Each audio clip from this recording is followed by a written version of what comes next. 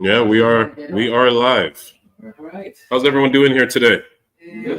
Nice, nice, nice.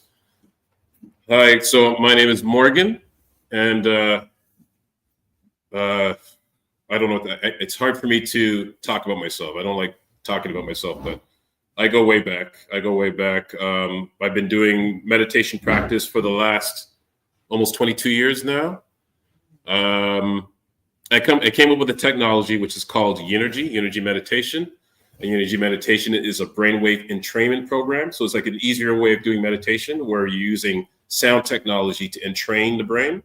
And entrainment in this case means it's like a follow-up response. So your brain hears two tones in each ear, and in your brain, the center of your brain will make up a third tone, which is the difference of the two tones. And that third tone creates the meditation. And so it starts to slow your brain waves, your electrical brain waves, which we're all producing in our brains.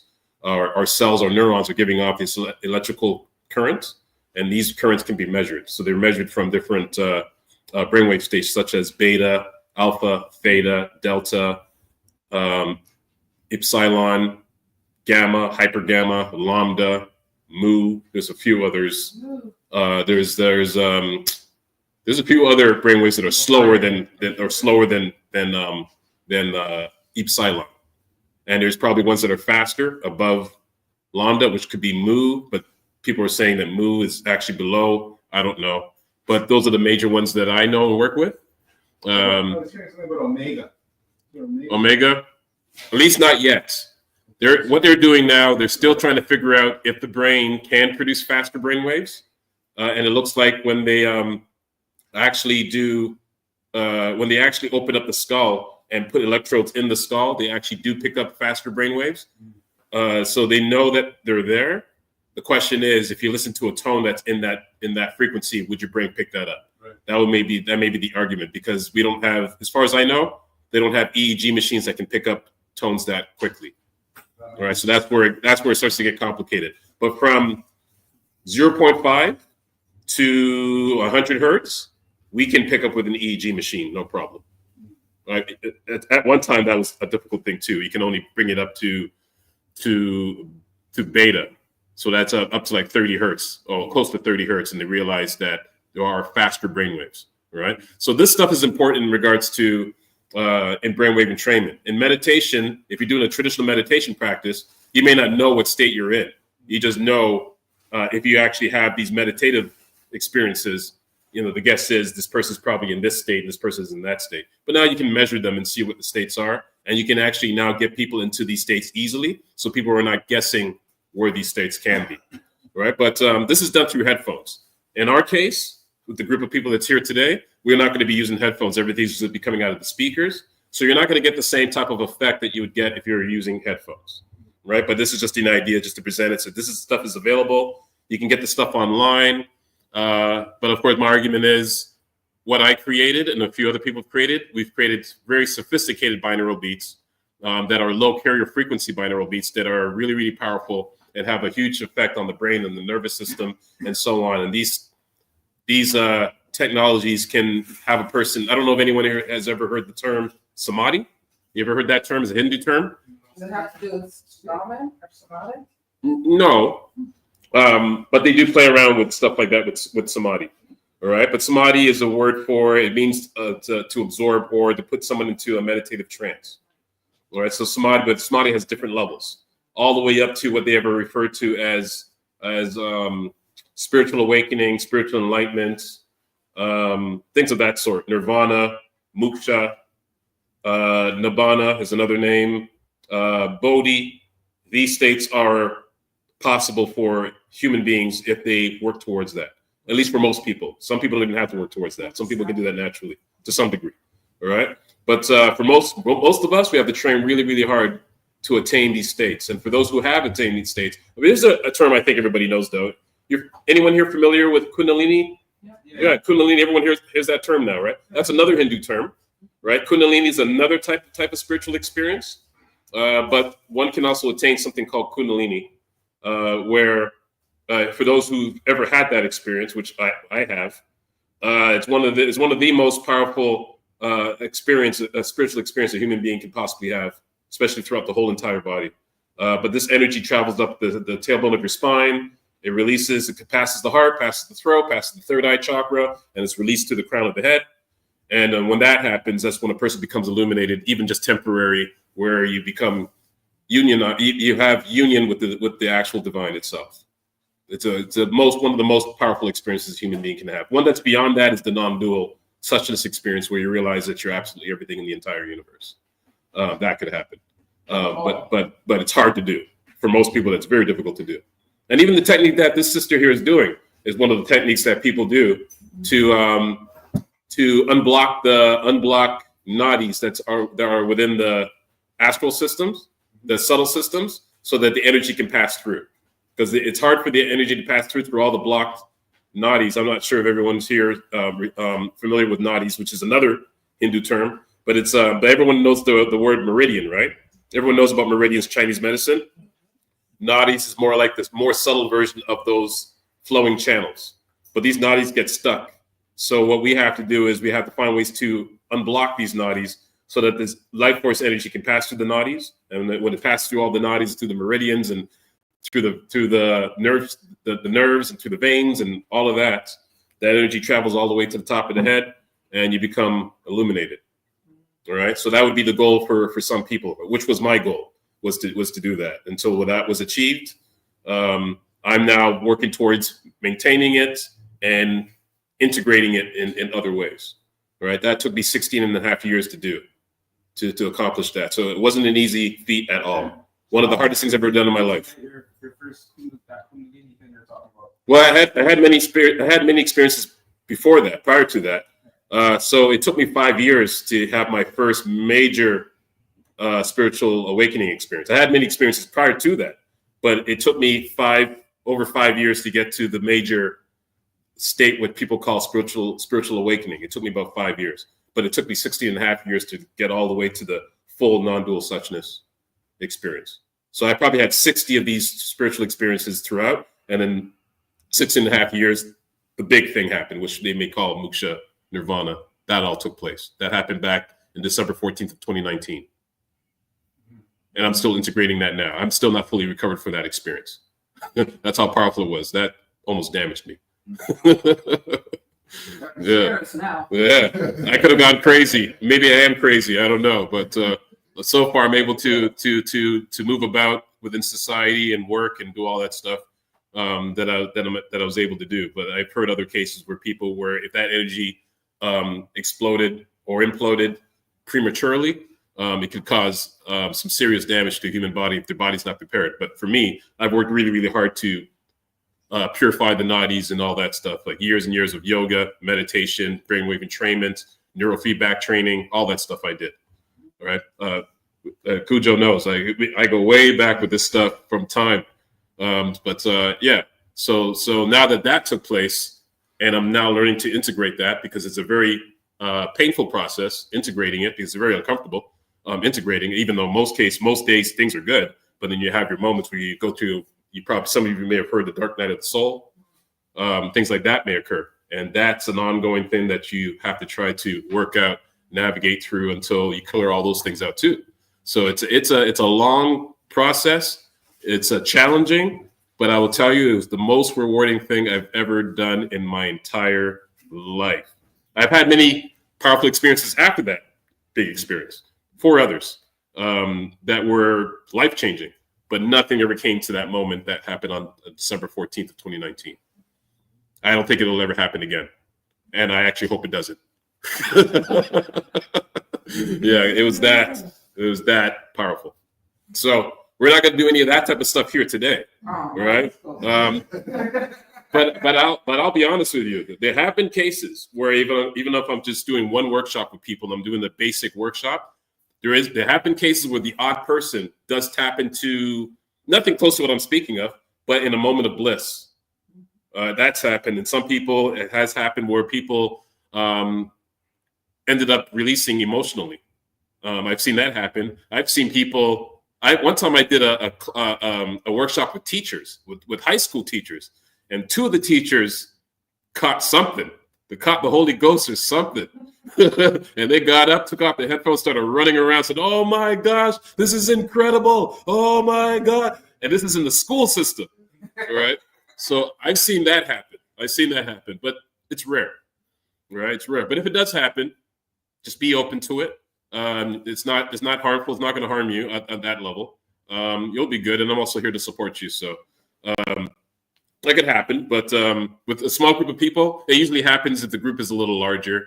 But we'll see what happens. But it's just some basic stuff that we're going to be doing. And also, too, it's not like you're listening to the technology with headphones.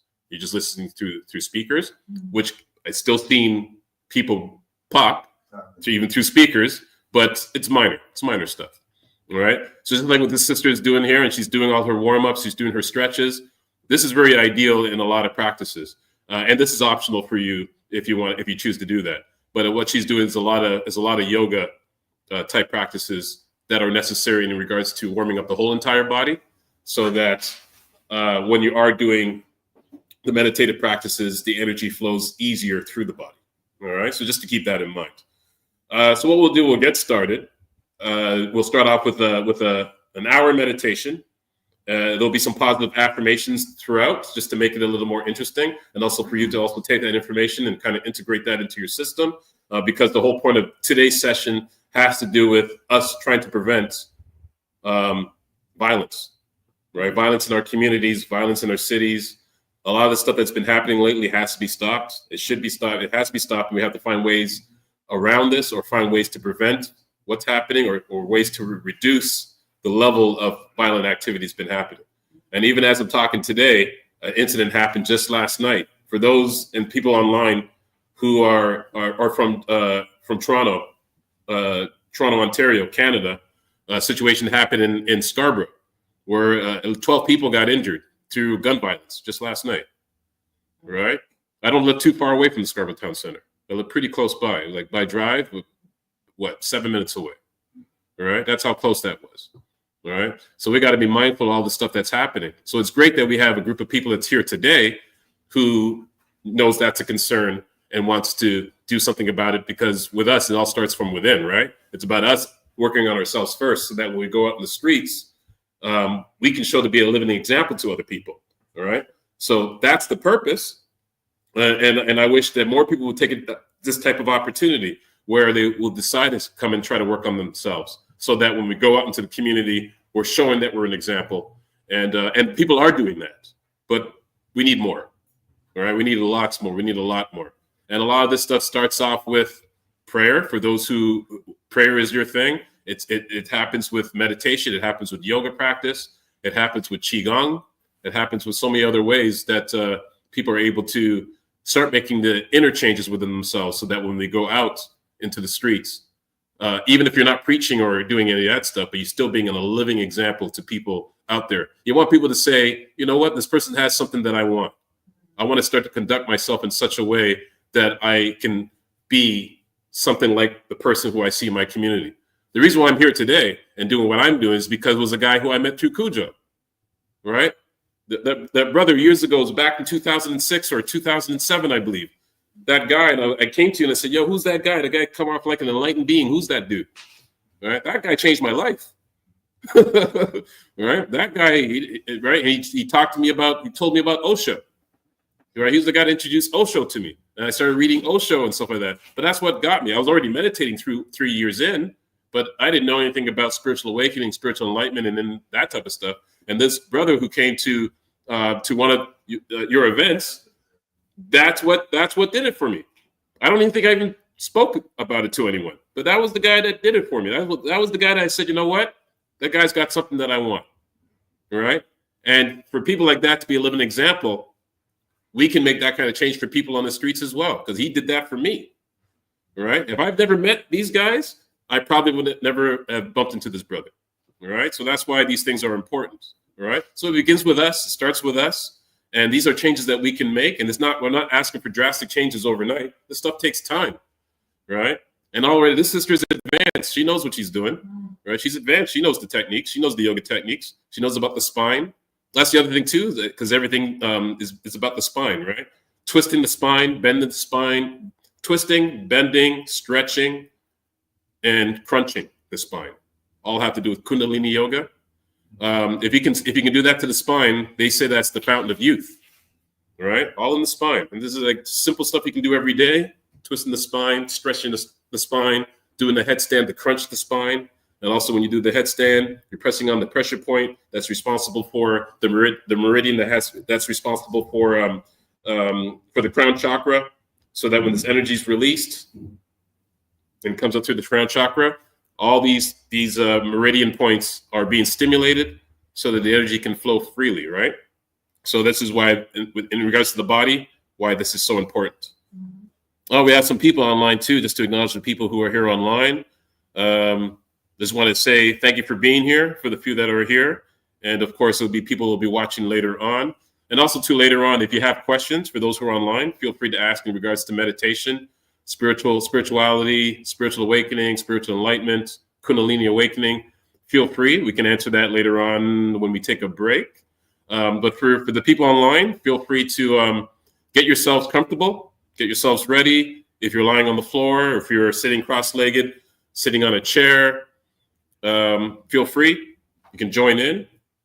Unfortunately, you won't be able to if you have your headphones. This is not connected to online, but you can always hit me up and find out where my services are. People can purchase Energy online and all that. It's all available, and it's well worth it if it's the type of thing that you want to do in terms of advanced meditation.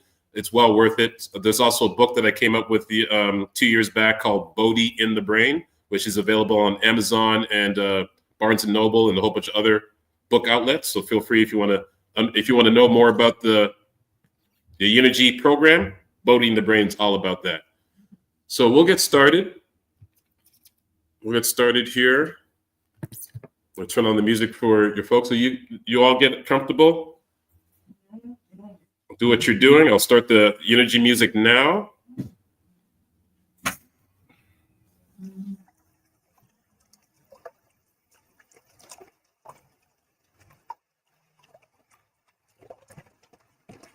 Hopefully the people online can still hear me as this is going through. Move my chair in a little bit.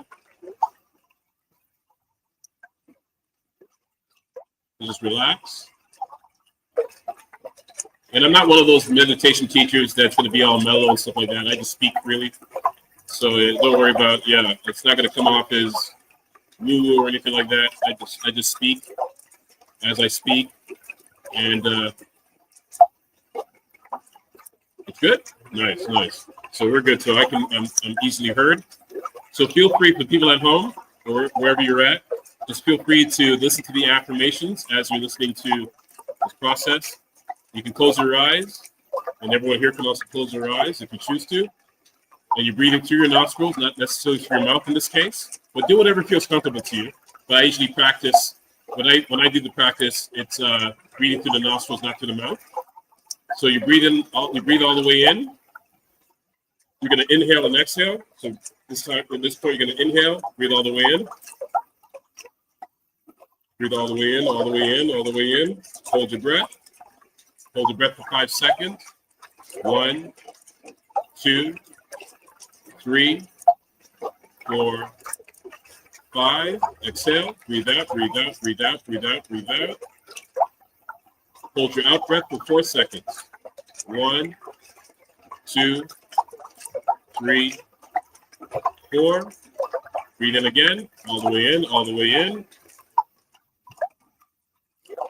Hold your in breath for 5 seconds.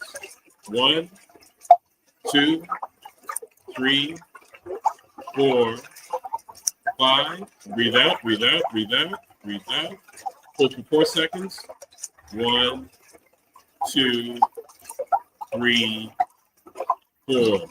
Breathe in again, all the way in. Breathe in, breathe in, breathe in. Hold your breath for another 5 seconds.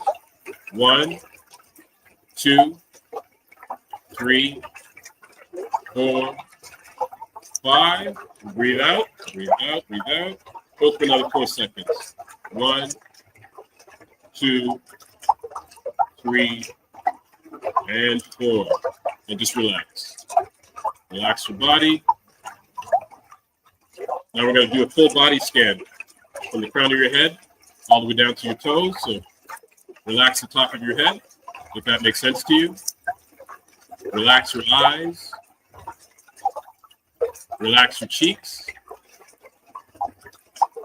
Relax your mouth. Relax your jaw. Allow this relaxation to run down to your neck, all the way down to your shoulders. Relax your arms, your biceps and your triceps. Relax your forearms. Allow this relaxation to run down to your hands, all the way down to your fingers. Continue to relax your neck. Relax your chest. Relax your stomach. Allow this relaxation to run down to your hips, all the way down to your thighs, your hamstrings. Allow this relaxation to run down to your calves, all the way down to your ankles, your feet, all the way down to your toes. And continue to breathe through your nostrils, breathing in and breathing out. Breathing in and breathing out. Breathing in and breathing out.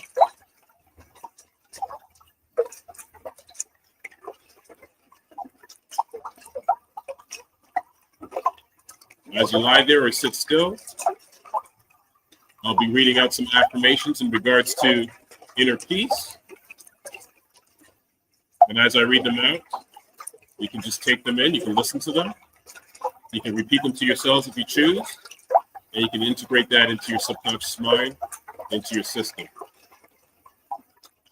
So continue to breathe through your nostrils, breathing in and out, and just do that at your own pace. I am safe in this moment. My breath anchors me in peace. Peace flows through me like a river, steady and unshaken. I resist or I release all resistance and allow yery to fill me. No matter what happens externally, I choose to remain at peace. My heart beats in harmony with the rhythm of the universe. Stillness is my nature. I return to it effortlessly. With every breath, I feel more at ease, more present, more whole. Continue to breathe through your nostrils, breathing all the way in and breathing out. Breathing all the way in and breathing out.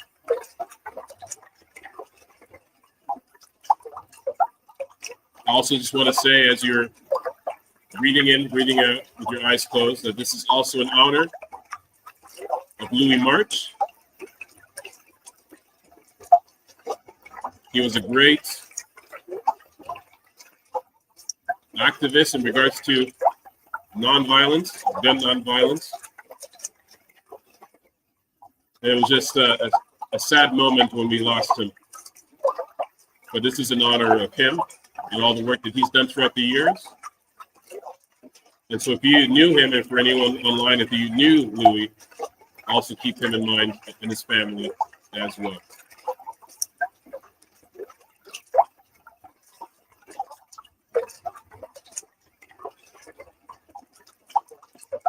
We will continue with some affirmations in regards to body relaxation and stress reduction. Continue to breathe through the nostrils. And I'll begin. I let go of all tension. My body is relaxed and at ease. My nervous system is calm. I feel safe and at peace. I trust life's unfolding. I am supported, guided, and deeply cared for. I embrace each moment with calm and acceptance. Continue to breathe in and out through the nostrils. Continue to relax your eyes, relax your cheeks. Allow this relaxation to run down through your mouth, jaw, all the way down to your neck. Continue to relax. If you feel any tension in any area, just simply relax it. Just let it go.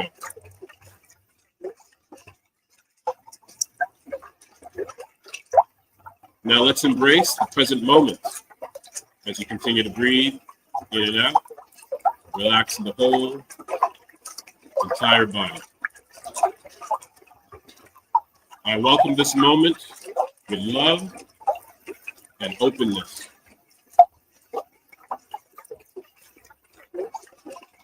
I surrender to the present, trusting that all is well. Peace is not found outside of me. It is always within. It has to do with that Kundalini energy that I spoke about a little earlier. Even though it's an energy that people may say that's chaotic, but when all the channels are open, this energy is at peace. Peaceful energy. And the peace has to come from within before it can have an effect on anyone else. Even if it's not at the level of Kundalini, but that's at the highest level. Each inhale nourishes me, and each exhale releases all that I no longer need. I'll say that again. Each inhale nourishes me, and each exhale releases all that I no longer need. So that also has to do with releasing those blocked nadis that I was talking about.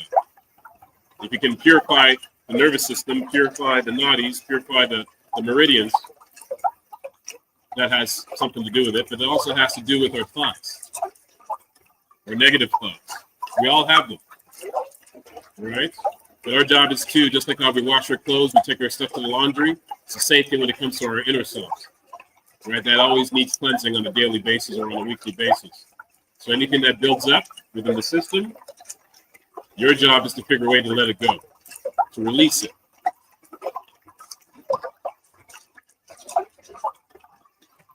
Continue to relax.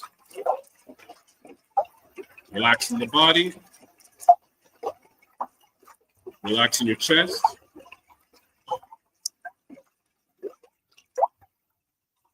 Relaxing your stomach. Relaxing your upper back. Relaxing your lower back. All the way down to your hips. I am safe in this moment. My breath anchors me in peace. Peace flows through me like a river, steady and unshaken. I release all resistance and allow serenity to fill me. No matter what happens externally, I choose to remain in peace.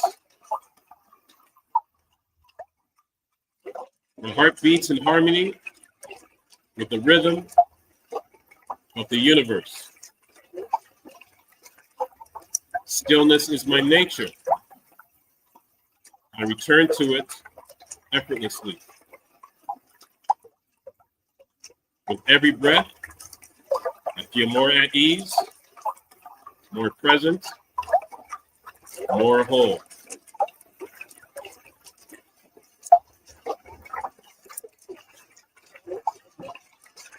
And relax your thighs, relax your hamstrings, relax your calves.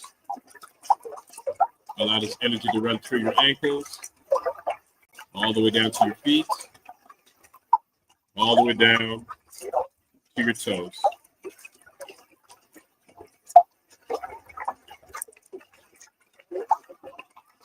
I let go of all tension.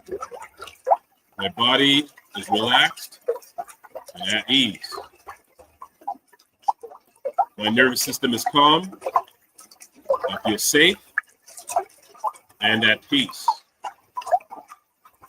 I trust life's unfolding. I am supported, guided, and deeply cared for. I embrace each moment with calm and acceptance.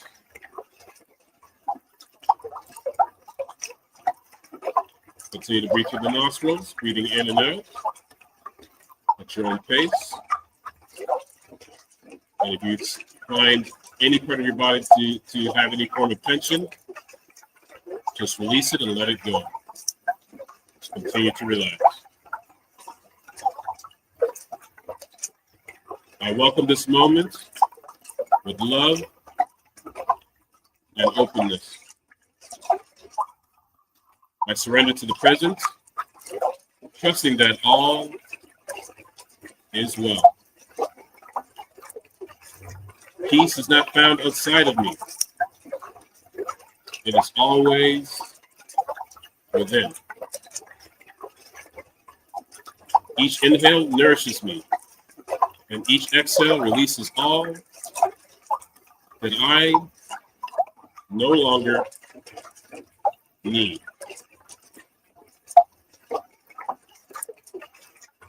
Just continue to relax.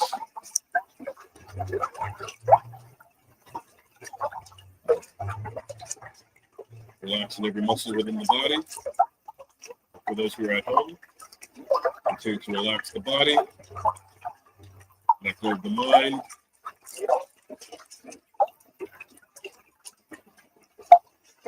Let go of the ego. In this case, I mean defensiveness, pride, any form of shame, guilt, anything of that sort. Just release all that. You can also focus on your breath. Every time you breathe in and every time you breathe out, you just focus on it. You can even count. You can count that as well. You can breathe in, you can breathe in and breathe out, call that one, and so on.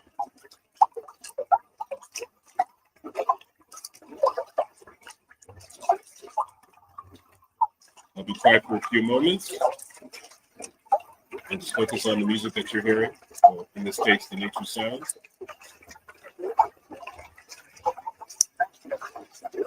For a few minutes, and I'll speak again shortly, very shortly.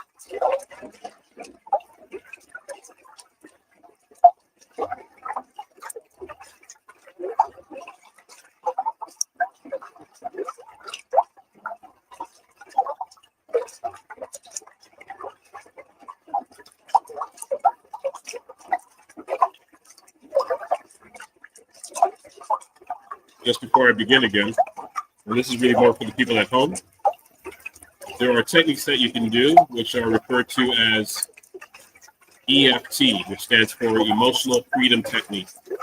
There are certain points within the body that you can tap on, which helps you with releasing certain stressors, like stress, of course, and tension and minor depression and things of that sort. So anytime you go through any of these, if you're feeling any of these sensations, you can tap on certain parts of the face and certain parts of the body. So in this case, for the people at home who can see me, you can take your 3 fingers on each hand and you can tap above the eyebrow, just like this.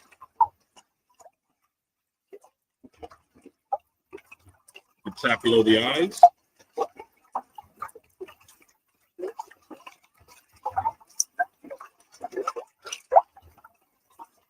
You can also tap on the third eye, right between your eyebrows.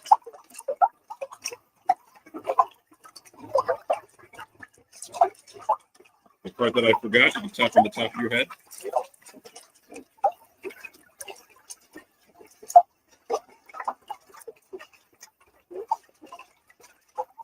You can tap below the nostril.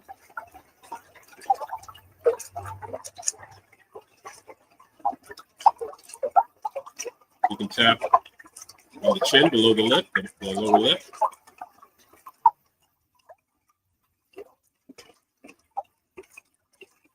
You can take your 3 fingers again on each side, like on each hand, and you can tap on the collarbone.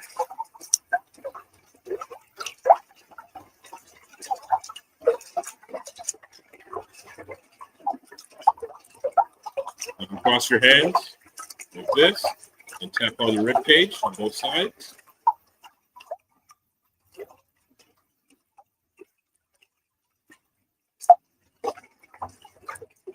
And you can also tap on the blade of each hand. These are where the meridian spots are for stress, anxiety, minor depression. Remembering this is sometimes the challenge. Sometimes you're going through something and you don't realize that you can just do these simple techniques. But if you can remember this, and also remember to breathe deeply as well. Usually when we're in these states, we forget to breathe, at least properly anyway. All right, so top of the head, between the eyebrows, above the eyebrows, below the eyes, below the nostril, below the lower lip, above the chin. Tap on their collarbone, 3 fingers, or you can use more, but 3 fingers minimum. Cross your hands, tap on the rib cage.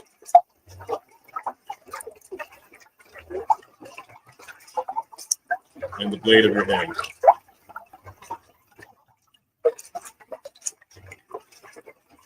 And the other hand. And you can just continue to relax.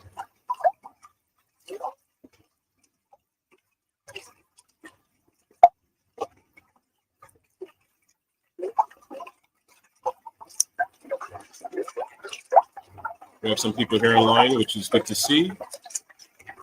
Peace to every single one of you as well. Thank you for reaching out and thank you for participating in this session. We're going to continue with some more positive affirmations in regards to generational trauma, the release of generational trauma. This is something that it affects all of us, really, especially in our communities. And when you're working on yourself, especially for any of those who've gone deeper and done the shadow work, such as psychotherapy, soma release, those who participate in ayahuasca circles, those who even tried iboga. Maybe there's a few of you who tried the West African substance called iboga will know that when you're tapping into these deeper levels, at some point you start to realize it's not just your trauma that you're dealing with, but you're also dealing with the generational trauma that's already left in your psyche and left within your DNA. And all that stuff affects you on a daily basis as well. So when you're working on yourself, you start to realize that you're also working on the stuff that's left behind from your ancestors, of the brutal stuff that they had to go through, especially for those who are offsprings of slavery and all sorts of things. It's not just slavery, but there's all sorts of things. All that stuff is still within our system. So when you start to purge, you're not just purging your personal self. And when you go deeper, you start to purge the other stuff as well. And this stuff can be challenging, but it's well worth it. It's well worth the cleansing. So it's just something to keep in mind for those who want to go deeper into clearing out their personal stuff. It won't just be your personal stuff. It will be others as well. So it's a lot that we all have to work on in regards to, we've heard this word many times, but the word karma. Right? Everyone is a product of karma, because karma means action, which has to do with cause and effect. So the Big Bang itself, you can say that was the cause. You can say that even though that's still an effect of something else. And that cause and effect, which is the manifestation of all things that's happening in existence, is the effect. But of course, within the existence itself, all the things that are happening moment to moment, minute to minute, second to second, day to day, week to week, month to month, year to year, all of that is karma, the effect, coming from the action. So just something to keep in mind. One can say that the actual action itself is God itself. He, she, it, whatever term you choose to use, because God is all things. And that is the major cause. And it's also the effect, because it's everything. But in regards to generational trauma, we'll continue with some affirmations in regards to that.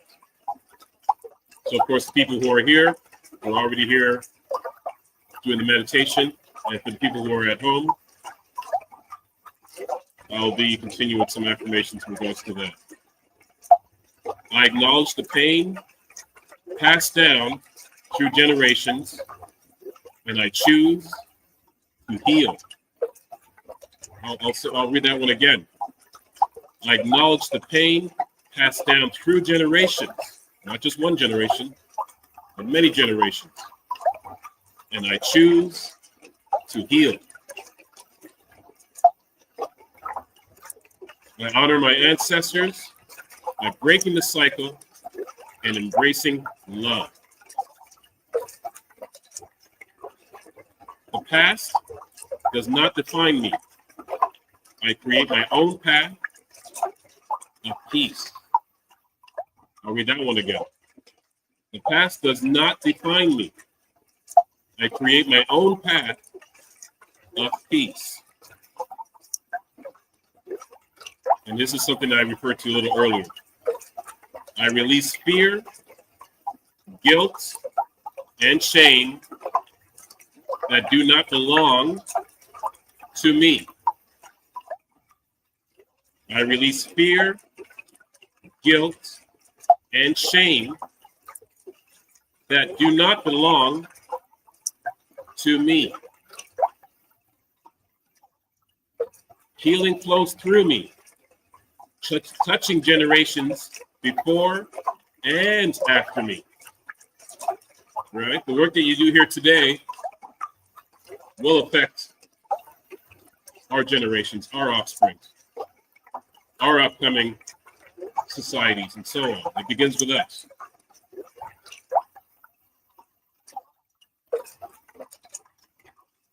I am free from inherited patterns that no longer serve my highest good. All right? That no longer serve my highest good. My lineage is filled with wisdom, strength, and resilience.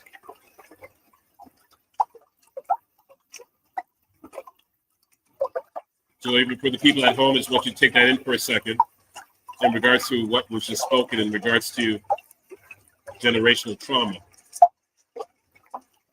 All right, and at the same time, too, there's a positive in everything. Our generational trauma is also responsible for shaping us and making us the people that who we are. All right, so they both play a role. Right? But none of us have to be a slave to the trauma. We can use it to free ourselves, and we can also use it to free others and to liberate others. All right? The trauma doesn't just have to be yours. It doesn't have to enslave you. It doesn't have to control you. We can learn from trauma, and what we've learned, we pass that down to the next generation.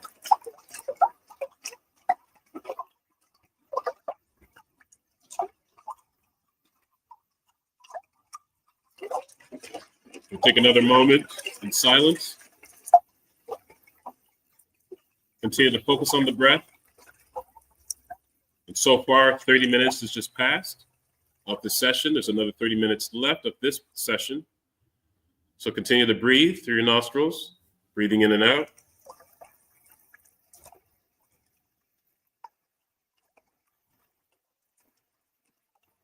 Sit in silence for a few moments.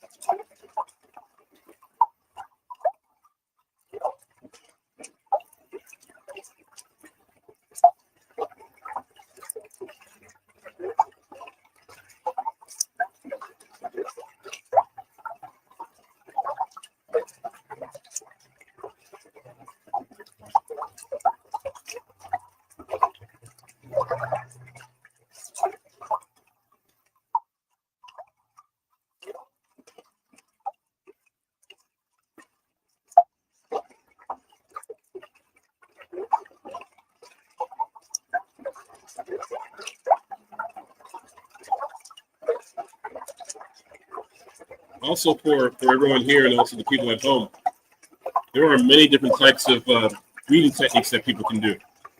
These are referred to as Pranayama, another Hindu term. Pranayama, which has to do with the breath. It has to do with the eternal energy, life force energy, in this case, in regards to the breath. One type of pranayama technique you can focus on, and the people here can do this as well if you choose to, is alternate nostril breathing. You may have heard of this before. All right? And so I'll just do the technique here for the people at home. You can breathe through one nostril, you block one nostril off, you breathe through one nostril. There's also many different ways of doing this. You can also, as you block off the nostril, you can use your middle finger, you can use it to press against your third eye, like that. You can do that if you choose. Right? There's so many different ways of doing this. But I'll just keep it simple for now. Breathe through one nostril, you breathe all the way in. Hold for 10 seconds. 1, 2, 3, 4, 5, 6, 7, 8, 9, 10. And you switch nostrils. You block the other one, you release the other, and you breathe out. You breathe in through that nostril now.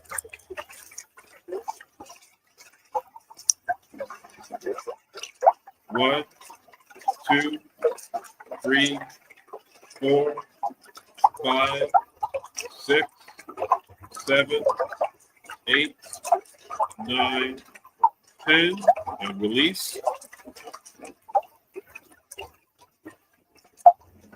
Breathe into that nostril.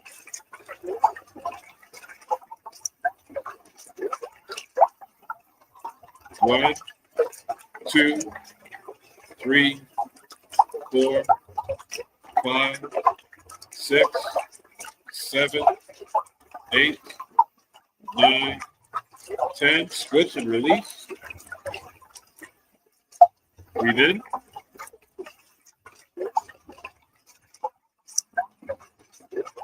hold.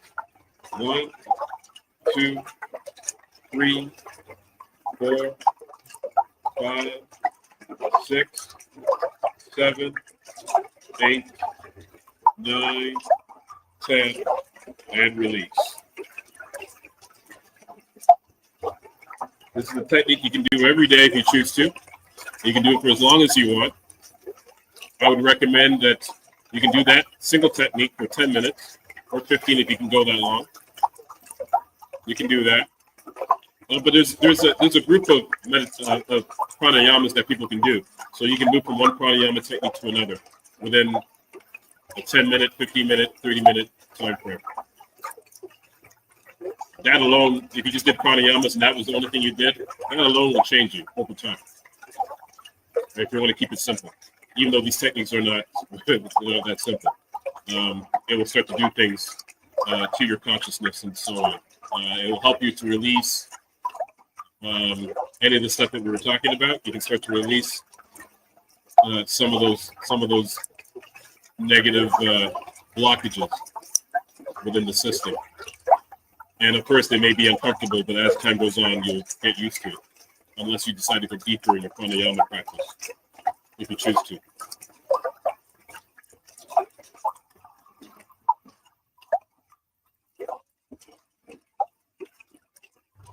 Well, we'll continue in regards to the nervous system, the healing of the nervous system, which the pranayama that I just showed you, the alternate nostril breathing, it's one of them. Actually, what I didn't mention is when you do that technique of the pranayama alternate nostril breathing, you are releasing the two nadis, the Ida and the Pingala. You're releasing the blockages from those two nadis. Those are the two major nadis. You have 72,000 nadis, but those are the two major ones. Just from doing that technique. That's why that technique is so important. So when it comes to healing the nervous system, that's definitely one of them, or one that I recommend. Now, to continue with a few affirmations in regards to the healing of the nervous system, I will continue here as you continue to breathe. Ideally with eyes closed, but that's your choice.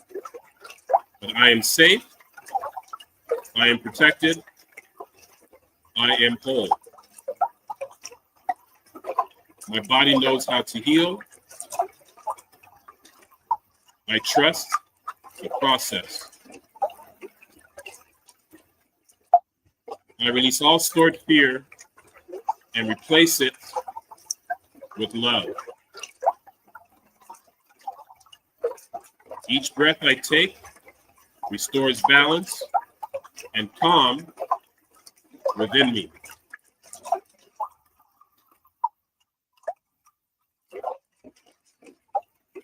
I'll read them again. This is very important. I am safe. I am protected, and I am whole. My body knows how to heal, and I trust the process. I release all stored fear. Right? I release all stored fear and replace it with love. You may have heard this term that fear is the opposite of love. That's what it has to do with.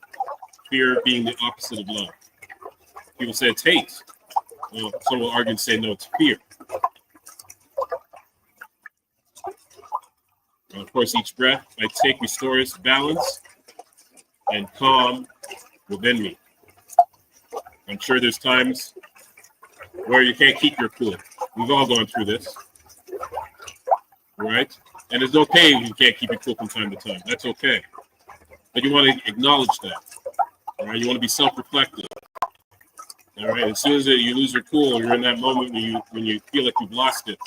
It's about tapping in and realizing and coming to your senses and realizing that the body is losing its cool right now. It's not the empty witness that's losing its cool. The empty witness is always present. It's always at peace. It's always filled with love. It's nothing but love. But the body and the ego is what's having the disturbance. But your inner self, the witness, the empty witness, is always at peace. Most of us are not even aware of that. But through meditation practice and through other practices, one can become aware of their inner empty self and realizes that the inner empty self is always still. It's always at peace. Right? And stillness doesn't necessarily mean not moving. It just means everything that happens, it allows it to be okay. It doesn't mean you don't do anything about it, but no matter what action you take, the inner self is always at peace, is always still, it's always in acceptance, and realizes that everything in the entire universe is perfect as it is. It takes a long time to understand and to know that from a direct experience, not just from intellectual understanding.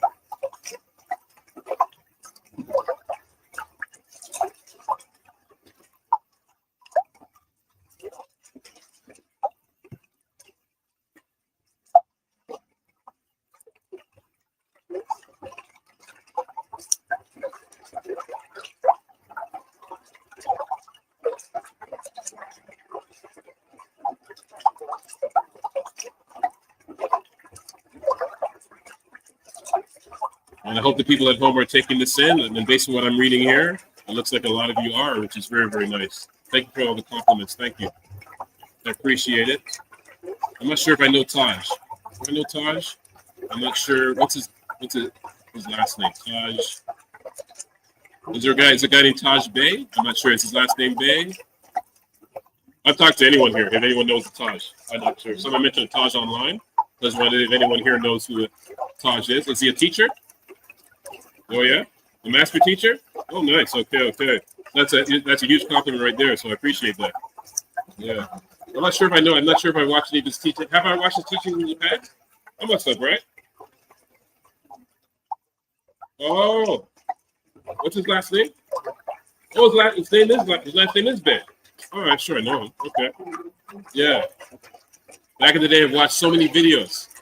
All right, so many videos. Now I'm forgetting who's who. But yes, I enjoyed watching his videos back in 2006. Man, I was watching from 2006 to I think about 2010. I still have all these videos at home. Actually, no, I don't have all of them. There was a youth who I met who's into a lot of the stuff that's being taught through this more organization. So I gave a good 25 VHS tapes to this young gentleman. Oh, is there a picture of Taj here? Oh, of course I know this. Of course I know this gentleman. Yes. Never met in person, but I know his work. Yeah, very nice. Right, so I passed a lot of these tapes over to this youth. And this youth this was years ago, this youth is now a youth worker and is doing some amazing work in the community. So there are people out there who are doing the work in different ways. He's an amazing brother. When I first met him, he never spoke a lot. But now he's very outspoken. He speaks. He's very social. He's out there making changes with young Black men throughout the organization that he works with. And he's doing some amazing things. So shout out to my youth. And he's not the only one. There are many youth that I've worked with who are now doing some amazing things, from Black heritage, Black history, to holistic health, even in politics. I got people all over, all doing their thing and making small changes to the community. We'll do our last set of affirmations here, and after that, I'll stay silent for a bit. And this has to do with silence and gratitude. Rest in the silence of your being, feeling the weight of past burdens, dissolve. I'll do that again.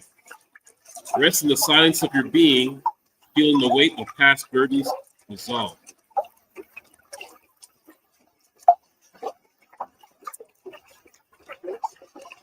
And this is for everyone here, and for anyone who's out there. That's something you can do in your imagination. Imagine sending love to yourself, your family, and all beings that are in need of healing. Because remember, this is not just for us, this is for everybody, right? It starts off with you, but this is a collective. So this is about the ego. In this case, when I say ego, I'm talking about the self, the sense of self, right? And when we first start off, many of us can be egoic, right? Everything's about me. You're selfish. You're self-indulgent. That has to do with the ego. And then when you transcend that, you move into ethno. Now it becomes your group. That could be your family, it could be your gender, it could be your class, it could be your race, it could be an ethnic group, it could be so on, it could be your society, and so on and so on and so on. That has to do with your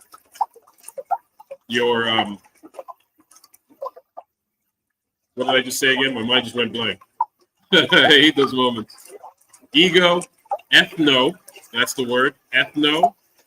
After ethno, there is world-centric. So now that becomes, it's not just about you and your group, but it becomes you and the entire world. And if you want to include all life forms in that, and that becomes cosmocentric. That's cosmo with a K, not with a C in this case, but with a K. So you move from ego, egocentric, to ethnocentric, to world-centric, and to cosmocentric. Most people are at the ethnocentric stage. Most people. Right? But there's more a person can go if you choose to. And this comes with spirituality. This comes with us. This has to do with psychological development. And you can find this within integral theory. If you're interested in that theory, you can look up integral theory. And you can learn a lot about psychological development through that. And also through integral theory, you can learn about the 5 states of consciousness, which has to do with the waking state, the dreaming state, the dreamless state, where you're sleeping but you're not dreaming, and the Turiya state, which means the 4th. That's the 4th state. And then there's beyond the 4th, which is called Turiya Tita. And that has to do with what I spoke about earlier. Turiya and Turiya Tita has to do with what I spoke about earlier. Turiya has to do with the empty witness, the still perfect self, I'm going to call it that, which is the manifestation of all things. That is Turiya. That's the 4th. And then Turiya Tita is the non-dual suchness state. This is where there's no distinction between anything. There's no distinction between me, you, any object, up or down, left or right. As you heard the saying, as above, so below, as within, so without. I'll say it again. As above, so below, as within, so without. You realize that you're all those things. You're the above, you're the below, you're the within, and you're the without, because it's all that same thing. For most people, that's a philosophy, but that can actually become an actual truth when one realizes that they are absolutely everything in existence and non-existence. It includes all philosophies, all religions, all practices, all actions, all thoughts, all situations, all beings, living and non-being, absolutely everything in the entire universe. You become one with all of that. And within the Hindu tradition, that's referred to as absolute monism. Absolute monism. That's when you become and realize that you're the absolute. You don't become the absolute because you've always been that, but you come to realize that you're now the absolute and only the absolute because it's only the absolute that exists. So that's why non-dual Advaita Vedanta means not two or one without a second. So if you ever hear that term, that's what that has to do with. So as for the people here that's in the room, just continue to relax. I'll shut up now for a few minutes and just relax. Focus on the breath. Take it all in. Breathing in and out. Breathing in and out. That's for the people at home. Continue to sit and relax, or if you're lying down on your back. Just focus on the breath through the nostrils, breathing in and out.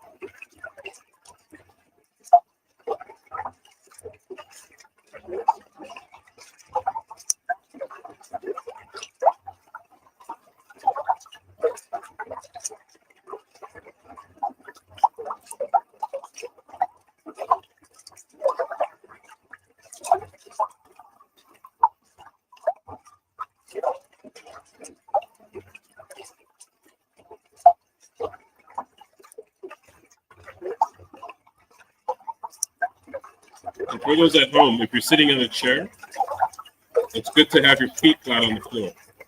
But if you're sitting cross-legged or sitting in a lotus pose is the best pose for meditation. But if you can't sit cross-legged, sitting on a chair with feet flat is the best way to go about that.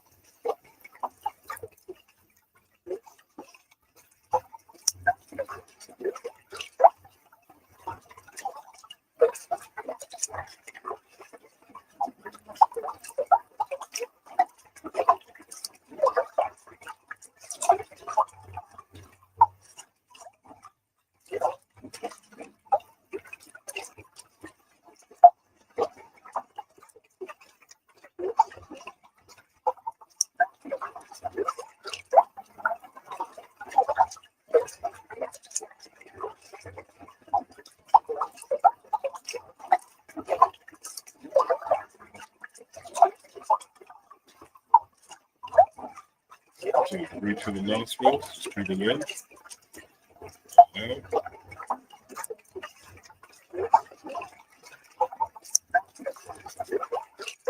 I hope this meditation session was easy for everyone. I didn't make it complicated. I made it pretty simple. I hope I made it simple. And this can get really, really complex. Most people may not even be able to follow through on that. But, just keeping it simple for now. So it's all about the positive affirmations that we can change within ourselves, so that we can start to make a difference, not just for ourselves, but not just for our families, but for all people. But of course, ourselves and our families come first. Our fellow man comes first. And then once you're able to do that, you're able to help people outside of it.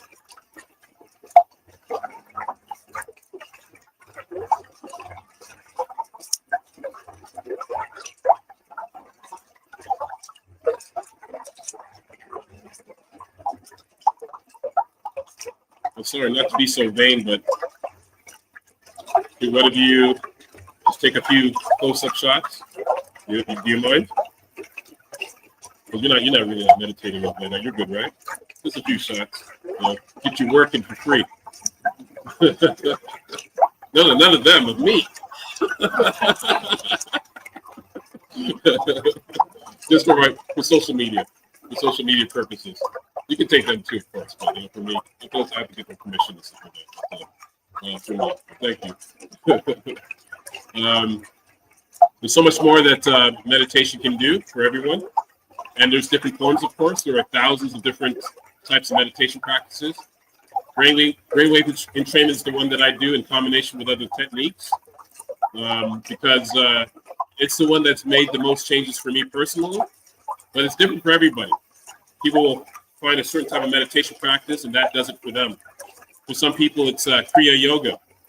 For others, it's Kundalini Yoga. For others, it's neurofeedback training. That's another thing. So I'm also a practitioner of neurofeedback training.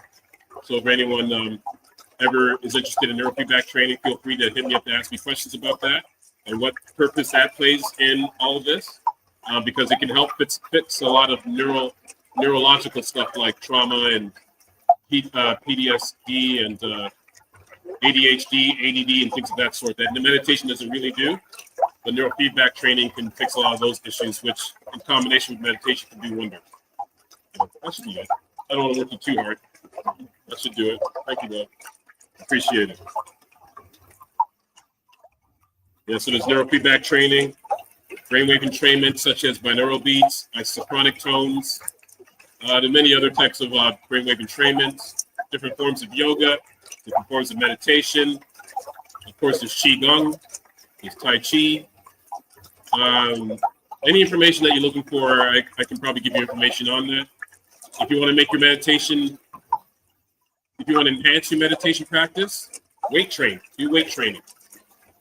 Weight training actually, science has proven that weight training itself actually boosts people's meditation practice. Right? So does cardio, but weight training does a better job at that. Right? Just think about it.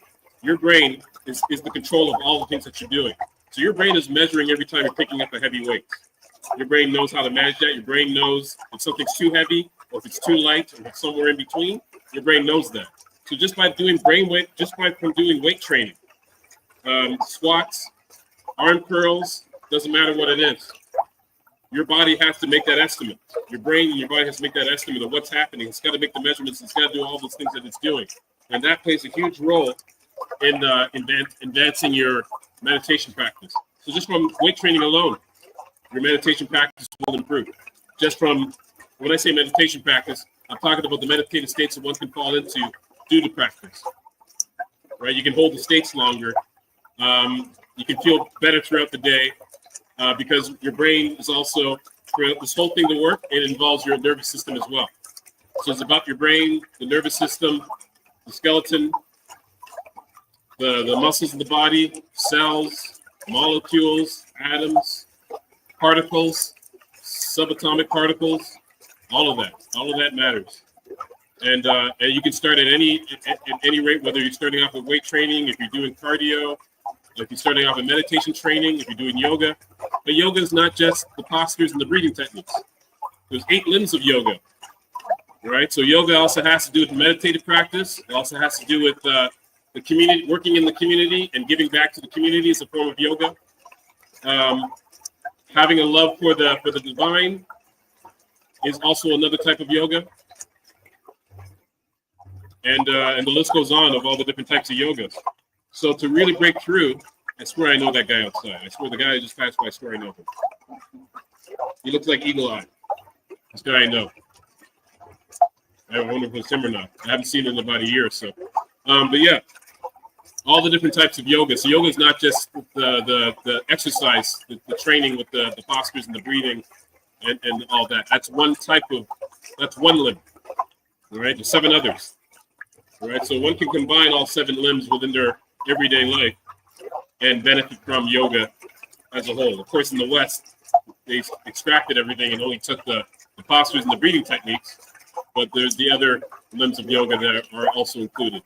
So if one wants to have the absolute realization of what they call moksha, one should apply all 8 limbs of yoga to achieve that.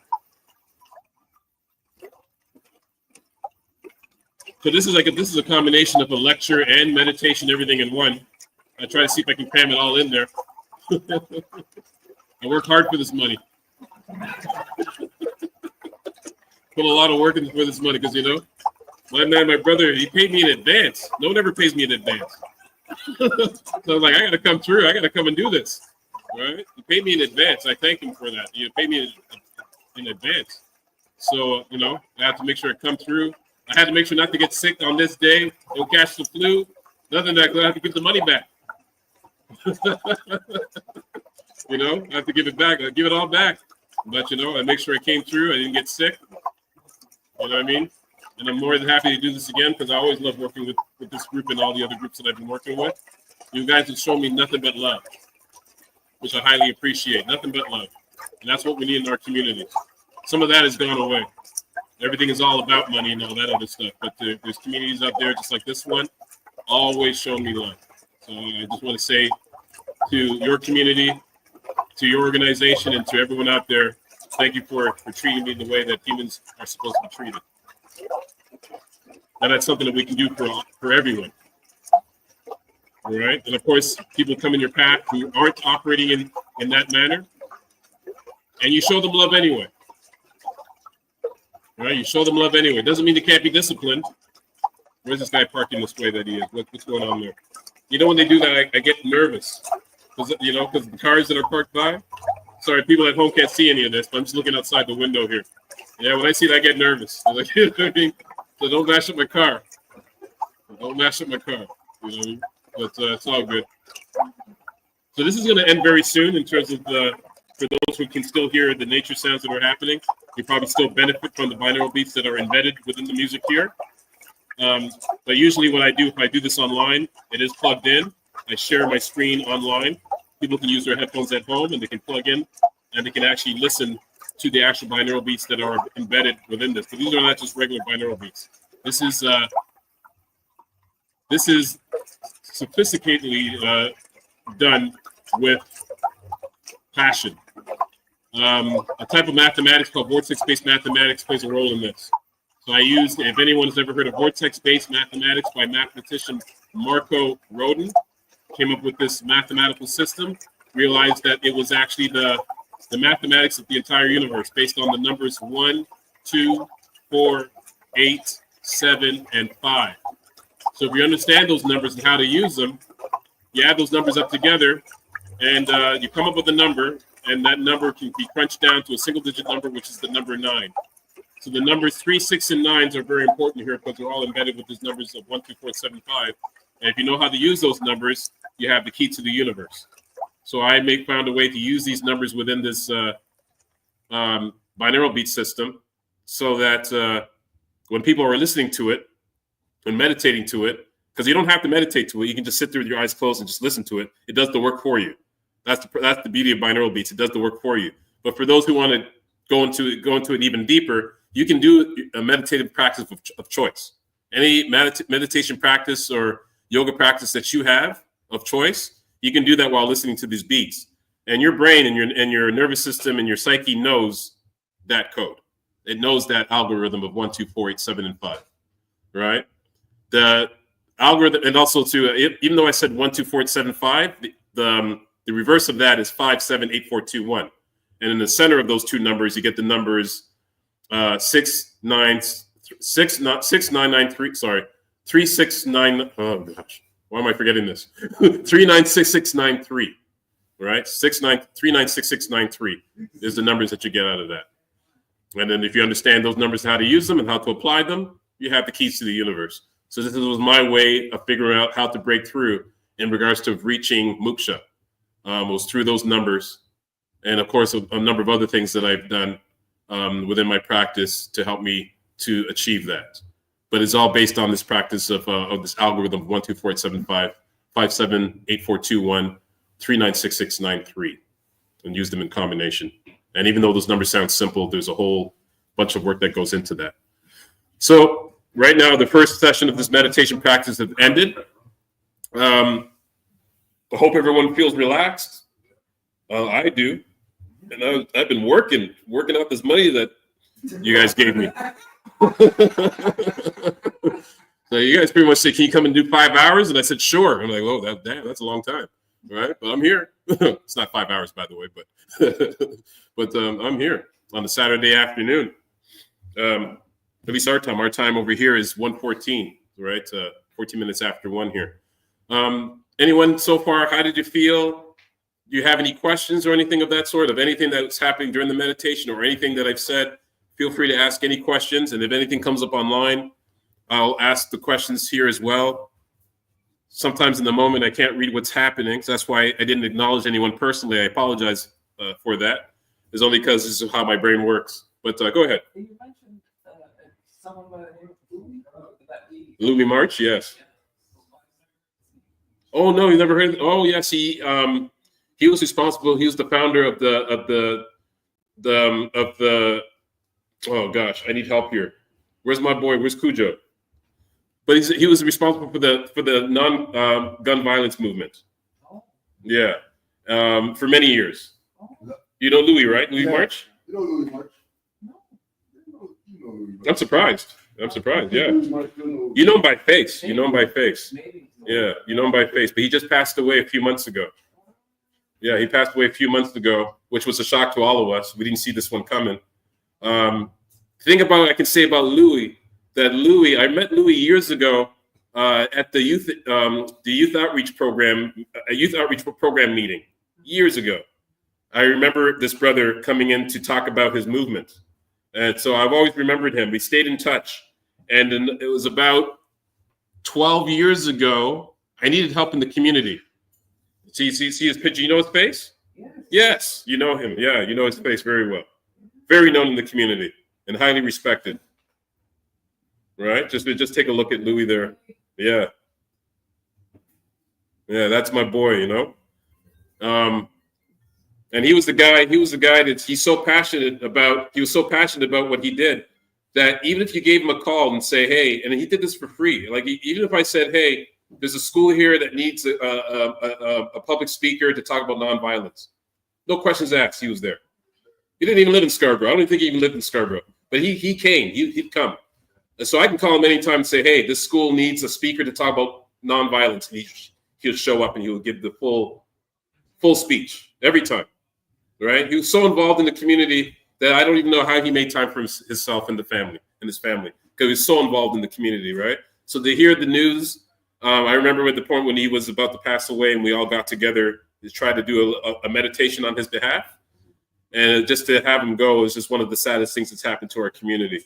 We're still healing from that because that was unexpected. At least for my part, it was very unexpected. So to see that happen, we can't have this stuff end here. This stuff has to continue. All right. We have to still preach nonviolence, not just through guns, but through any means. Through any means, right? Louis' thing was about gun violence because I'm sure it was based on his personal experience and the people around him, and that was the position he took. And I'm glad he did, because I don't know anyone better than him who could take on that role the way that he did. So for Louis, he'll be hugely missed. I think about Louis every day, and people are doing big things for Louis right now. If you go down to is it Main Street Station? I believe is that at that station. Correct me if I'm wrong, anyone online, but you'll see a big painting of Louis at that station. Inside the station. Yeah, for those who live in Toronto Ontario, Canada. People's like, he says Toronto. That's how we say it here, but it says Toronto. But Toronto. If you're from here, it's Toronto. So if you go down to Main Street Station, you'll see a big display of Louis there. It's beautiful, by the way. I was happy to pass it one time, and I just was it last week?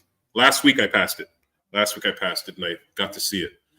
But if we have any questions online, sorry, did I answer your question? Yes. I did. It was about Louis, right? Yeah, and the photo showed me pictures. Yes. Okay. So good. So as long as I answer that question. Any other questions or anything from anyone in regards to what we've done, or anything you want to know about, or anything you want to comment on, or anything? You mentioned I don't remember the term exactly, the brain entrainment. Brain entrainment? Yes, brain entrainment. Yeah. And now I wonder if that if they talk about things like mantras where you repeat the same thing over and over. Are those two related in any way? It's related in the sense by the repetitiveness of the mantra. Yeah. So if someone says a mantra over and over again, it will put the person in a type of trance, eventually anyway, in a type of trance. It's based on the same type of concept. It's just in this case with brainwave entrainment, something seems to happen. Entrainment happens naturally in nature. So there's a lot of different things that happens that entrainment's involved. Like, for example, you have your baby, you're breastfeeding your baby. You have your baby by you for a period of time. Your heartbeat, the baby's heartbeat will start to beat around the same time. That's a form of entrainment. That's right. When they're on their menstrual cycles, and if they live in the same house, they start to follow the same menstrual cycle of the person who has the lower entropy of the group of women. So the woman who has the lowest entropy, the other women within that group will start to share her cycle. That's so interesting. It was very interesting, right? But it just sort of proves that the connectedness of all of us. Of all of us, the connectedness of all of us. Just in case, I'm not sure if you can hear our sister here, but that's right. Also, when you see birds flying in formation, Perfect example. Yeah, that's also entrainment, right? So the same thing happens when it comes to when we take a sound, especially when you take two tones and you play one tone in one ear and you play the other tone in the other ear. That's slightly different from each other. The center of your brain will mimic that frequency. So it will fall into it's the follow-up response. Will fall into entrainment of the frequency that's playing. It's actually falling in alignment with the frequency that's making up in its mind. The frequency that's making up in its mind doesn't exist. It's actually an auditory illusion. Your brain makes that up, right? But the brain waves, your brain electrical activity will start to follow, will start to mimic that frequency. So if I can produce a beat frequency of 1 hertz, your brain will eventually fall into the frequency of 1 hertz. So with the binaural beat, you got the right side, you got the left side, and then you got your brain inventing that third tone. Yeah. What is the benefit of that? We know that through traditional meditation, when a person's doing a traditional meditation practice, they're sitting down, they're breathing in a certain way, or doing the mantra. You do the mantra over and over again, your brain will start to fall into a certain brainwave state. for some reason, falling into these slower brainwave states or the really, really fast brainwave states, there are a lot of benefits to that. It can put you into a meditative trance, which can lead to you realizing the self if you're looking from the ultimate level, but also they realize that it helps lower stress, anxiety, things of that nature, blood pressure. In some cases, it can lower blood pressure. Thank you. And the list goes on with all the different benefits. Of course, the people of ancient times weren't doing it for those benefits. They were doing it to get to know their true nature. But Western science, when they started to do experiments on meditation, found that they did all these extra things like, lowering blood pressure, reducing anxiety and things of that nature. But also too, meditation can also bring these things up. Right? So advanced meditation. So for those who are into like Kundalini activation, stuff like that, you're going to experience anxiety, you're going to experience stress at high levels, and all that stuff is going to happen in the process of this energy traveling and hitting to the top of the skull. So the opposite can happen. So when they're talking about meditation, they're talking about the experiments that they've done on people for like 3 months or so. They're not talking about people who they've done experiments for 7 years, 10 years, 15 years, 20, 40 years, because who has the money to put towards something like that, right? But they're doing short-term meditation practices where they found out that this information is true. So same thing happens. So if I can slow down my brain waves, regardless what the method is, but if I can slow down my brain waves to 10 hertz, to 7 hertz, to 5 hertz, to 1 hertz, to 0.5 hertz, I get the same benefits. Right? I get the same benefits, but I can get them even faster with binaural beats, because when you're doing it naturally, you fall out of alignment sometimes. Sometimes you're doing the mantra, and as you're doing the mantra, unless you get really good at it, when you're doing the mantra, you mess up on it.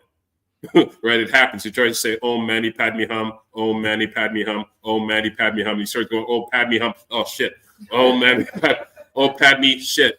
Om Mani Padme Hum, Hum, Hum. Oh fuck, I messed up. That keeps happening over and over again until you get it right, until you're able to say Om Mani Padme Hum consistently for an hour. Difficult to do, but over time, probably take you about 5 years. You can master that. Brainwave entrainment, you can master that within the same first session. So I've done EEG readings on people who've only done my practice Unity for the first time, and they're able to tap into deep delta states. Delta is like 5 hertz to 0 to 0.1, 0.5 hertz, 0.1 hertz. People can tap into these states without doing the years and years of practice. Now, of course, that's just a temporary thing, but if they did this on an ongoing basis, that can become a permanent thing. So if you hook me up to an EEG machine right now, you test parts of my brain, there's parts of my brain that are in a delta state. It's remained there from whenever it started, right? I've trained myself to do that. Over time, I even remember the moment when I fell into that state. It happened 14 years ago when I fell into that state. I was actually in an after school program working with a group of young men who are now doing great things now. But at the time, I remember doing what I'm doing here with you guys, and I went, whoa, I fell into it. I've been there ever since. I've never changed since then. But I'm still able to operate, do all the things that I do, still able to drive, still able to do all the things that I do. So some like real higher stuff that I don't seem to be able to do as much anymore, but all the basic stuff I can still do because of ever since I fell into that state. And I'm still in the state right now as we speak. I've just gotten used to it. And it's gotten deeper since then, but I've always remained in that state ever since that time that happened. All right, and that happens through years and years and years of practice. But of course, with brainwave entrainment, you can get into it faster, and over time, you can train yourself to stay in these states permanently. What car is that? Is that the cops? Who's that? No, I'm just checking in. I'm just checking in. I wasn't always a spiritual teacher, so I'm just checking in. I gotta go. I gotta go. All right. The spiritual teacher stuff has only been around for me for the last, how long have I been with? The last 15 years or so. They've been after me. You know what I mean? So I'm just checking in. All right. Actually, I have an organization called Kmore, and my business partner, is actually a former police officer. Yeah. You remember Kata? Yeah. You know? Yeah. She's my business partner. Yeah, she's a former police officer. So I'm in now. I'm good now. Thank you. I'm good now. I can do all my stuff, everything, and I'm cool. I'm protected. But yeah, I'm always checking in. I said, is that the? I wasn't sure. It's just that nervousness within me. Generational trauma. Right. Generational trauma. Question two. Go ahead. Right at the end where you're talking about the numbers. Yeah. And then the no-pitch sound played. I heard like a very high pitched frequency in my left ear. Was that from there, or is that just in my head? I was hearing something. Or was that like? Nigga, you just going crazy. No, I'm kidding. That was probably in your head, but it could have been from the response of the entrainment that's happening here, which is unlikely because you're not using headphones, but it could happen. Yeah, it could happen. My stuff is visual. Oh, you like to, yeah? Rainbow. What do you do visually? I seen a rainbow. Oh, you saw a rainbow. Yeah. What's it, like a full out or half? Like yeah, not the, what do you mean by full? Because a rainbow, actually, when you see rainbows, there's actually a full. Yeah. So when we're seeing half of it, really. Oh, for real? Yeah. Interesting. I've heard something like that before. Yeah. People seeing certain shapes and things of that sort, rainbows, or seeing the colors of the rainbow. You mentioned what was it? You said it was a sound or what? A high pitched frequency, right? About 4 seconds or so. 4 seconds, right? Yeah, that could happen. Did everybody feel the vibration? I thought we were about to call it earthquake. Okay, so it's not just me. Who else felt the vibration of the? Oh, Who felt that? it's really- On the ground, right? Yeah. Oh, for real? Okay. I guess I know those trucks passing like beside it. What? that it's not. Well, here was some of the stuff too. I was hearing the music playing, the food cooking, all those things. On my level, I felt like it was. I think it took away from this. The concentration part. Yeah. And then I was thinking too, maybe the light, the sun was really, therapeutic for me. But I wondered whether. Here's a question: with light or without light? Mm-hmm. Is that something? If you're doing these things, are you doing them? Like, for example, the fluorescent lights, I know sometimes that the frequency of those lights can be unhealthy. So when you do it, is there an environment that is more ideal? I know for some studying I've done, they were saying sort of doing it in a more subdued light. For example, there's some, when I've been doing some of the studying on doing some of these practices, Mm-hmm. I ask you, do you have a preference? I prefer quiet and being in that state. But the goal really is, it doesn't matter what's happening in your environment. I can meditate if someone's even drilling. I can do it if someone's screaming. I can do it if violence are happening around me. I can do it because all that stuff becomes the meditation. That's the goal anyway. All that stuff becomes the meditation. Doesn't matter if the lights have an effect on the body, because again, from our standpoint, I am not the body. This is just all this stuff is being made up by what they call Maya. Maya means illusion. Well, it means illusion, but it means other things as well. But illusion is the main thing. Everything's an illusion. But when I say illusion, I'm not saying it's not real. I'm just saying it's not what it appears to be. So all that stuff, everything that's happening, the lights, the noise, the quietness, the stillness, all of that is coming from the same source. And when one realizes that they are the source and all that stuff kind of goes away. But in the beginning stages, of course, when you're meditating, you don't want to be distracted. Who does? Well, you don't want to be distracted. You don't want to be worrying about things. You don't want any of that stuff on your mind. But as you keep doing your meditation practice, all that stuff that pops in the mind becomes the practice. That's the stillness they're talking about. They're not necessarily talking about blocking everything out of your mind. They're talking about anything that comes in the mind, that becomes it. Well, the sound of the water.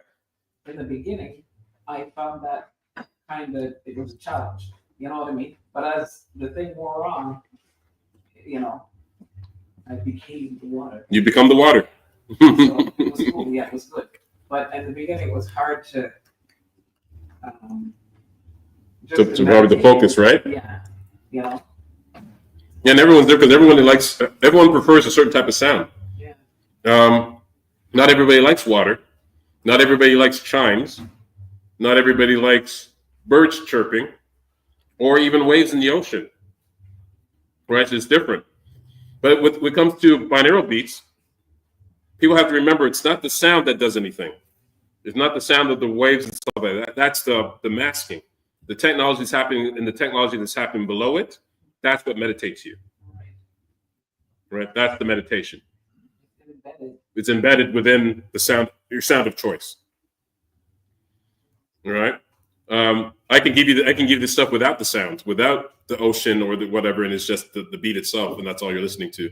That's what has the effect on your nervous system. But of course, sound has its purpose too, of course. Right? A nice, pleasurable sound, people will prefer that. A song of your choice. You don't like every song you hear. There's certain songs that you do love and songs that you don't love. You have a preference for certain things. Sound itself plays a powerful role in that sense. But when it comes to entrainment, it's not the sound that's entraining you, unless I entrain the sound. Because I can take an ocean sound, I can entrain that too. Right? I can do that. And then that will become the entrainment. So that can be done. But usually, traditionally, it's the binaural beat that's the entrainment that's embedded within the sound. But I can also entrain the sound itself. It's a very easy, simple process. I can do that. I don't do that with these cases because it may affect the numbers that I embedded within the technology, the 124.75s. I don't know what frequencies the sounds are in when it comes to audio sounds. So it could affect it that way, but I could blend the two together. Yeah. Go ahead. Any other questions? Go ahead. Spit them all out. The last segment that you did, and that activation on healing. Because I've experienced times when I've gotten like a lot of sun or different things like that. When I've slept, I could feel my body repairing itself. Oh, for real? And I got a little bit of that before y'all started laughing at my snoring and I woke up. You were snoring? I missed all that. I also went to myself, I didn't know you were snoring. Damn. I didn't wake you? I was loud. Interesting. Didn't look like you fell asleep because you were moving, you're doing your stretches, you did everything. And near the end, right? Yeah, I started to purr a little bit. I was healing myself. I missed that. Okay. Nice. Somebody in the chat asked, what do you think about the metaphysics of light and dark being? The metaphysics of Light and dark being. light and dark being or light and dark beings? Being. No S. No S. Light and dark being. Could they elaborate on that a little bit, if they can? I don't want to give information that's not related to what they're asking. Yeah. But light and dark being. So are they talking about the negative and positive aspects of being, of yourself? They may be asking that. Oh, they meant beings. Well, they meant beings? Light and dark beings. Well, from my standpoint, nothing is what it appears to be. Another way I look at it is, I believe in the phenomena, but I don't believe in the interpretation. Everyone has an interpretation of what's happening in the subtle realms. Most of us are wrong on what that is. All right, but we have interpretations. It doesn't mean the interpretation should be ignored. They play a role in our belief systems and all that. So within our belief systems, we have things that represent light and dark, negative and positive aspects of our being. That is true from that standpoint. Sorry, they were saying being or beings? Beings. Beings, right? So I don't know how many people here has had an experience where you had an experience with a positive or a negative encounter with a type of being. I don't know if that's ever happened to you. That's happened to me. Sleep paralysis? That could be a form of that. Sure, that could be a form of that. And I hear that a lot. Have you had like an astral experience where you actually had to encounter a positive or negative being? Has that ever happened to anyone here? Not really. All right, but that's something that could happen, right? I've experienced this.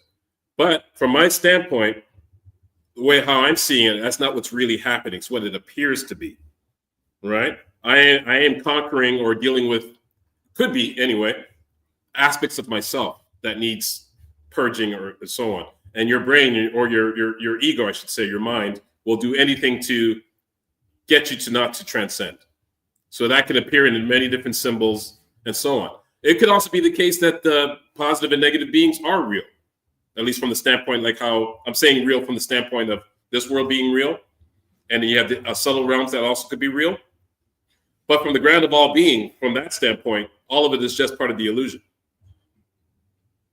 All right? It's just part of the illusion because nothing is as it appears to be, because everything itself is God, or whatever name you choose to call it. If you want to call it Allah, if you want to call it Jehovah, Abha, Brahman, Prabrahman, all these different terms, Krishna, or Krishna, all these different terms is all the same thing.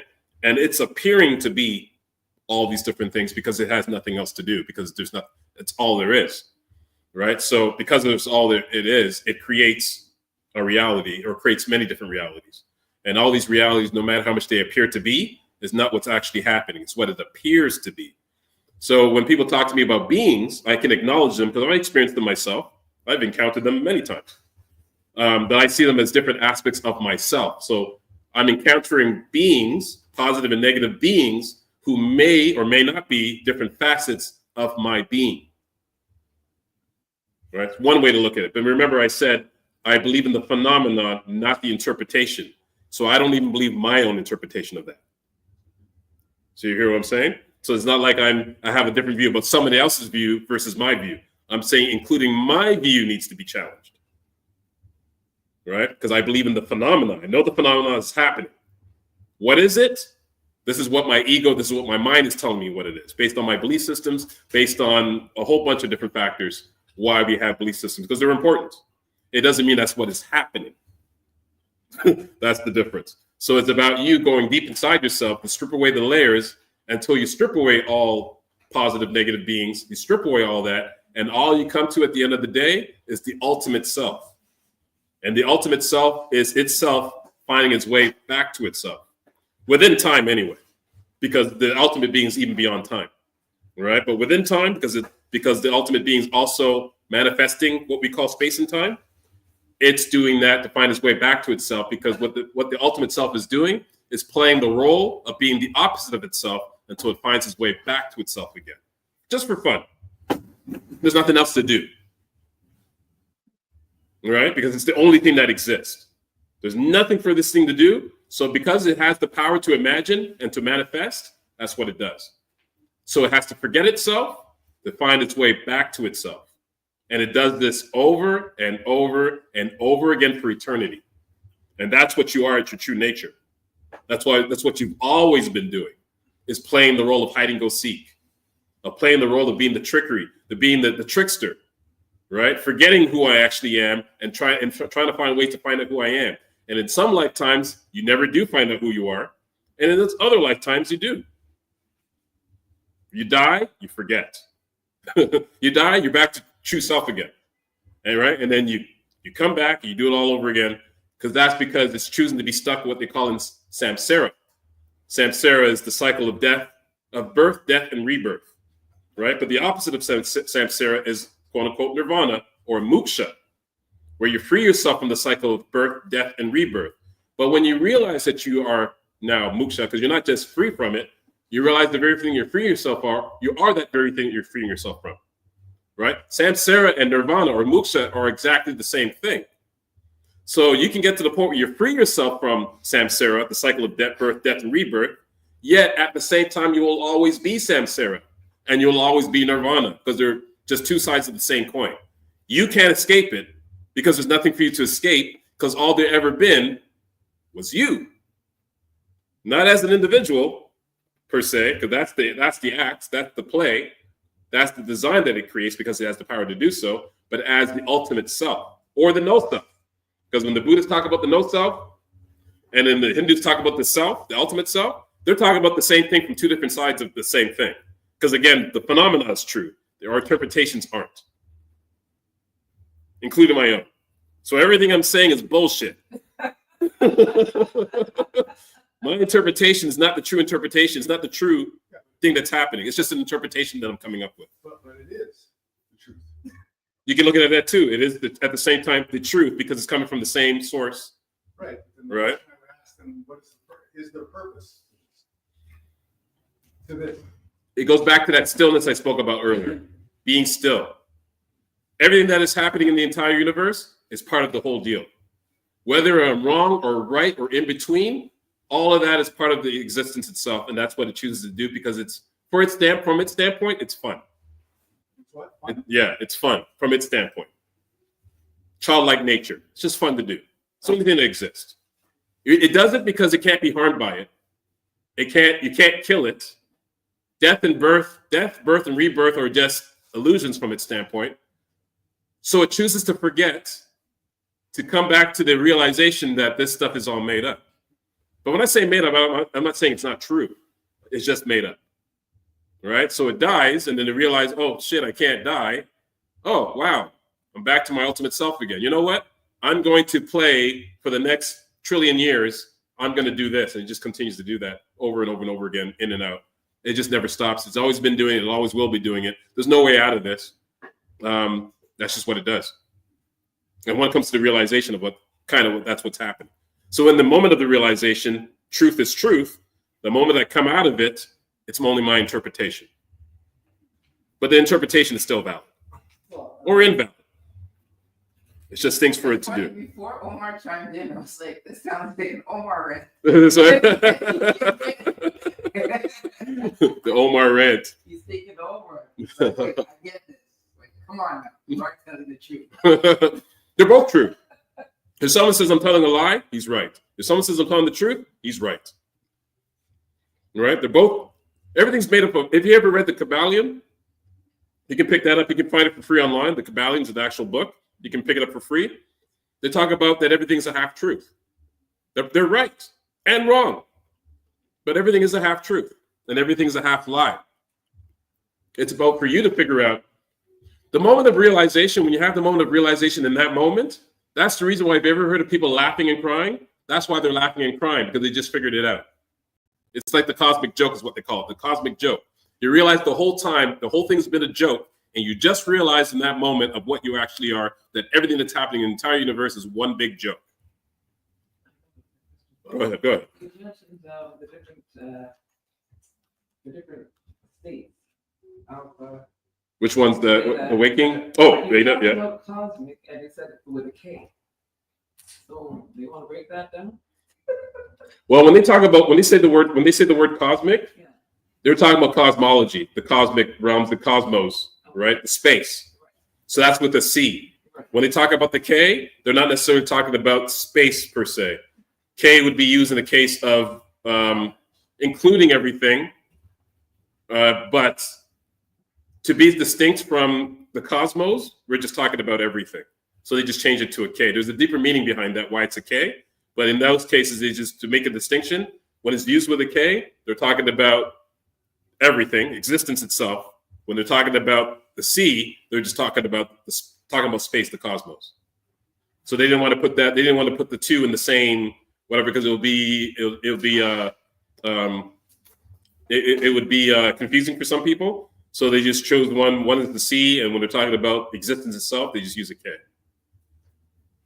So one can become cosmic centric, where they realize that my love is not just for myself, my people, or my world, but it includes all worlds. It includes all beings. It includes all non-beings. It includes everything, and that's with the K. That's with a K. Yeah, but if I'm talking about space, the stars, the planets, the solar systems, I'm using a C. Wow. So anytime you see it with the K, they're talking about existence. If you see it with the C, they're talking about space. Yeah, not a lot of people have. But in some circles, they use Cosmo with a K to explain existence, as opposed to space. But when you use a K, you're including space as well. Yeah, you're including space. But when you're talking about cosmos, you're not necessarily including all that. You're talking about space, the stars, solar systems, galaxies, all the stuff that happens within the cosmos. But when we say with a K, we're talking about existence itself. I bring it back to the previous question about the beings and beings and yeah. etc. When you read the Mention Lecture, it talks about how the creator, if you will, you're here having these experiences because the creator wanted to experience, because it was all that there was, or they were all that there was. Mm-hmm. And this is why these things are happening, in order for all of these experiences to take place, good, bad, or indifferent. Mm-hmm. So it kind of runs along the same lines as what we were talking about a little while ago with the memes. That's right. That's what I'm thinking. Yep. Yeah, Yeah. You hit it right on the nose. it's interesting. Yeah, right on the nose. If you actually have one, because even that's made up. A nose doesn't even exist. It only appears to exist. That's what God has the power to do that. All right, whatever you choose to call it, source, ground of all being, whatever term you come up with. That's what source is choosing to do within time, of course, because outside of time is not doing anything. It's never been born. It can't die. None of those things have ever happened. Truth is, everything is non-existent. Yet, at the same time, it's not non-existent because we have existence. We're looking right at it. Right? But it's not what it appears to be. So in the moment of enlightenment, the moment of that direct experience, one comes to know that. Because as they come to know that, they also realize that the person that comes to know that is not existing either. That's why the person's crying and laughing tears of joy, because in that moment, it's the most fascinating, the most miraculous thing that could ever happen to a human being when you come to that realization without going insane. And in that moment, you're insane. In that moment, you've lost it. Yeah, you reach the point of insanity. That is sanity. That is, and it's sanity. It goes right back to what we're saying in regards to it's both insane and sane at the same time. Right? Because all paradoxes melt away. All contradictions melt away. Everything melts away, and all you have is being without the S. Just pure consciousness, pure being. And when you come to that realization, that's for the first time, you will know peace and what they call happiness, which in this moment, I'll call that, have you ever heard the term Satchitananda? No. Satchitananda means bliss, existence, and consciousness. You experience all those three all in one at the same time, simultaneously, when you realize I am all bliss, I am all existence, and I am all consciousness. Another truck ready to see. I don't trust those trucks. Where's your car that you're so worried? My car is 50 minutes away. But remember, I'm talking about cosmic being. I'm worried about everybody else's car. Man, that's where my heart is. I'm worried about other people's stuff. I don't want to see other people's cars get damaged. My car is far away. It's not even close. Everything that you talk about is Buddhist as well. Yeah. Because in Buddhism, you have the 10 worlds from hell to Buddhism. The hellish world all the way to the blissful world. And all of that exists within the other nine, you know. So it's when you talk about the crying and the laughing and that kind of thing, it's I think we're so we're so changeable, you know. Like Yeah. our moods and our how we feel and this, that, and the third all day long. Yeah. And we're always in opposition with other people, other things, and also with ourselves. And All that stuff is happening why the meditation is so good to bring us back. to bring us back. Yeah. Yeah. So that you can get to the gray area that's between the opposites, all the opposites. And when you get to that place, and you can feel it, opposite, da, da, da, da, da, you get to that place where everything just makes sense, right? Of course, when the experience is over, you fall back out of it again, and maybe you're a little closer than you were before. You go back in, you go back in again, you get yourself to that centerness. Right, and then you realize that everything is all has a purpose. Everything is all as it is. You play a small role in that, yet you play a huge role in that. Both are true.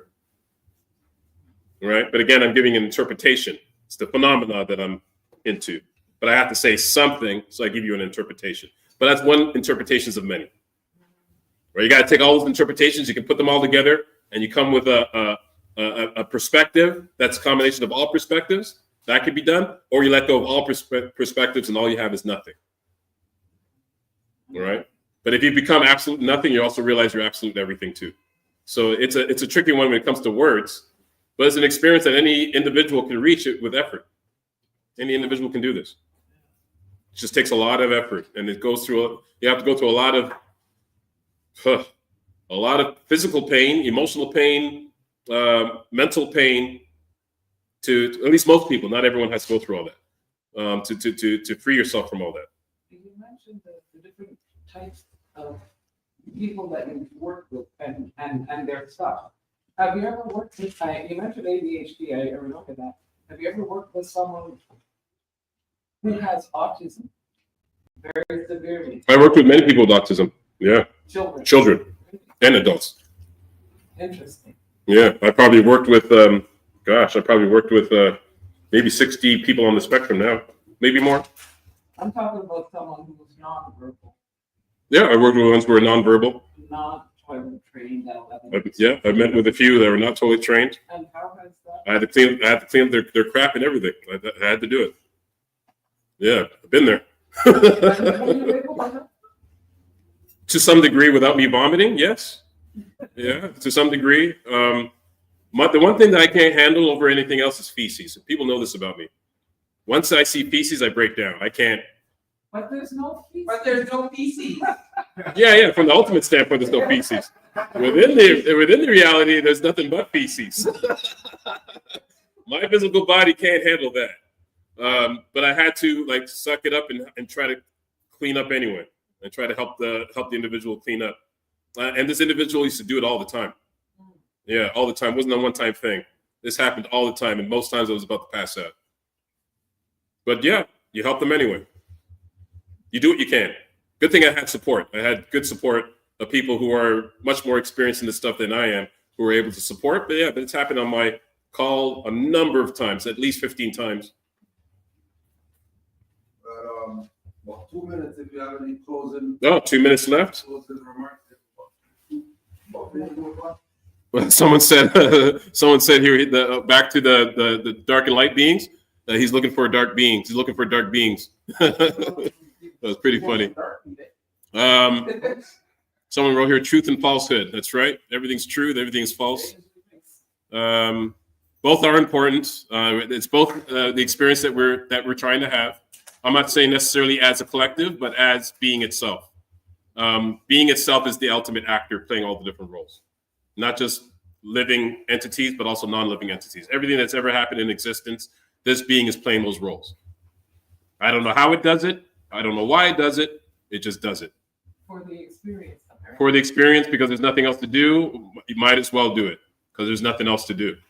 That's my interpretation of it, but it's not correct. Yes, it is correct. Right? That's how you look at it. Right? That's the beauty of perspectives. But in that moment, all perspectives make sense. In that moment, you come out of it, you start to have your oppositions again. But in that moment, everything becomes perfect. You understand from the grand scheme why it's happening, where it's happening, why it's happening, everything. Everything just makes sense. So you have the experience of past, present, and future simultaneously. You have the experience of all thoughts, all actions, all situations that's ever happened and will happen simultaneously. You experience every life that's ever lived on any planet, any solar system, any galaxy simultaneously. You experience all universes, the multiverse simultaneously. All that happens in that moment. And it's not an intellectual thing. It's not an intellectual thing. You can't intellectualize. Doesn't make sense. Intellectualize? Yeah. Whatever that is, you can't do that in that moment. You have to free yourself from intellect thought too. Right? And no matter how intellectual you are and may know non-dual suchness from an intellectual standpoint, that is not it. All right? This thing transcends intellectual thought. All right? The most incredible, miraculous experience a human being could ever experience. And not only do you have that experience, you've always been doing it. You're doing it right now and may not realize, I can't speak for anyone, but may not realize that you're doing it. All right? But you're doing it right now. You've always been, you always have. You've done this in all your lifetimes. You've always been doing this because that's what ultimate being tries to do, because it has the power to do so. Now that's all I have to say on that. Intellect is for the physical, as someone said here. Stay silent. Said intellect is for the physical. yeah. He's here. Is it he? Is he? Yeah, he's right here. He's here. Shout out to Stay Silent. And shout out to everybody here. But I guess my time is done. I have earned my money. But I love doing this stuff. This is my hobby. This is what I love to do. I like to talk on non-dual suchness and meditation and all that because everybody knows me. For those who know me, I can't shut up about this. I've been talking about this for almost 2 decades now. So that's what I do. I want to thank everybody online.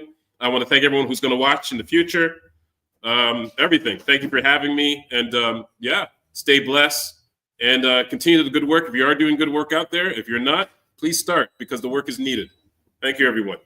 Islam. Islam.